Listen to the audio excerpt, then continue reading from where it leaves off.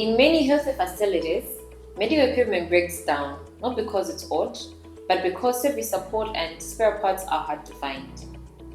When essential medical equipment stops working, patient services slows down, and the impact goes far beyond the workshop. Through collaboration, proper procurement, and essential service support, we can turn this challenge into progress. This is why the Oxygen Alliance is inviting you to an engaging panel discussion on bridging procurement gap, where we're going to focus on ensuring availability of spare parts and sustainable service support for medical equipment. The session has been scheduled for 30th of October 2025 at 4 p.m. Central African Time.